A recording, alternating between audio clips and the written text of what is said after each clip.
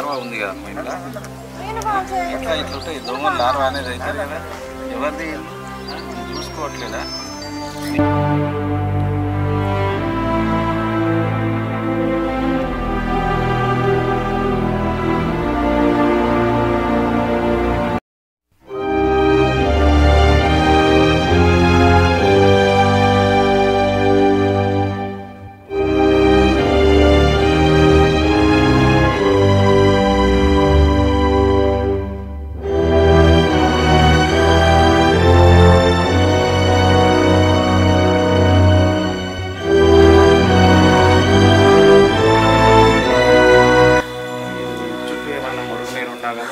దోమలతో కూడా కొన్ని ఇప్పుడు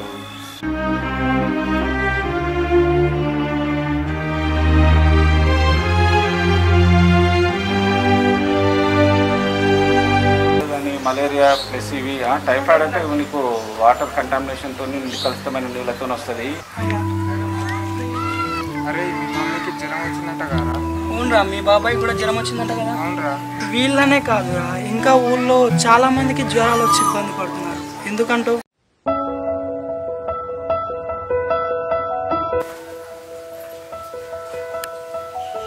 అందరికీ నమస్కారం. కలుషితమైన నీరు తాగడం వల్ల, కలుషితమైన ఆహారం తీసుకోవడం వల్ల టైఫాయిడ్ అనేది రావచ్చు. అదే కాకుండా గొంతు సంబంధమైన వ్యాధులు, మామూలుగా ఫ్లూ లాంటివి అనేది కూడా రావచ్చు. మురుగునీరు అని ఉంది, ఆ మురుగునీరు అనేది లేకుండా మనకు చిన్న సొల్యూషన్, ప్రతి ఇంటికి ఇంకుడు గుంత నిర్మించుకున్నారనుకోండి, ఎక్కడాది మీకు అనేది ఆ నీరు నిల్వ ఉండడం అనేది ఉండదు. ప్రతి ఇంటికి ఒక ఇంకుడు గుంత ఉందనుకోండి, ఎక్కడి వాటర్ అక్కడ అనేది స్టాగ్నేషన్ లేకుండా దానికి సరైన డ్రైనేజ్ ద్వారా అది అనేది వెళ్ళిపోతుంది. నిల్వ నీరు లేకుండా ఉండాలి, శుచి శుభ్రత పరిసరాలు శుభ్రంగా ఉండాలంటే మాత్రం ప్రతి ఒక్కరూ ఇంటికి ఇంకుడు గుంత అనేది ఖచ్చితంగా నిర్మించుకోవాలి. మనందరం కలిసి ప్రతి ఇంటికి ఇంకుడు గుంత కట్టుకుంటాం.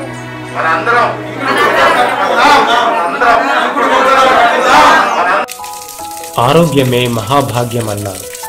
ఆరోగ్యం అనేది దేవుడి వరం అనడం కంటే ఆరోగ్యంగా ఉండడం మన చేతుల్లోనే ఉంది అనేది నిజం. మురుగునీరును సరైన దారిలో మళ్లించకపోతే అది ఎక్కడ పడితే అక్కడ మురికి గుంటలుగా మారి దోమలు, రకరకాల కీటకాలు, వాటి ద్వారా డెంగ్యూ, మలేరియా లాంటి విషజ్వరాలు రావడం జరుగుతుంది. ఇంకుడు గుంతలతో ఈ మురుగునీటిని సరైన విధంగా దారి మళ్లించి గ్రామ ప్రజల ఆరోగ్యాన్ని కాపాడడం సాధ్యమవుతుంది. మనం చూసారా, ఇప్పుడు ఇంకుడు గుంతలన్నీ పెట్టేసుకున్న ఊర్లలో పరిశుభ్రంగా ఉంది.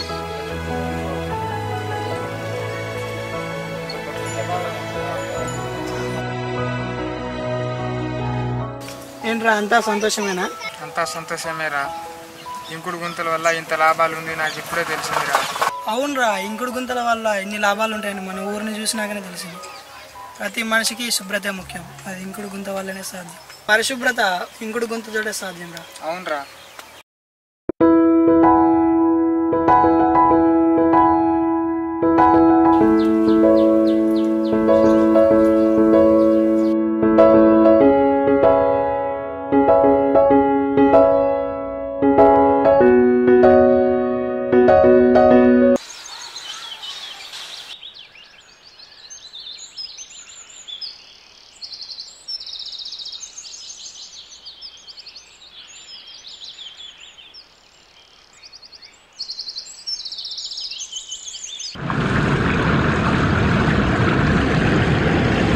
నా పేరు ఫకీరా, మా తండ జిలకరకుంట తండ గ్రామ పంచాయతీ.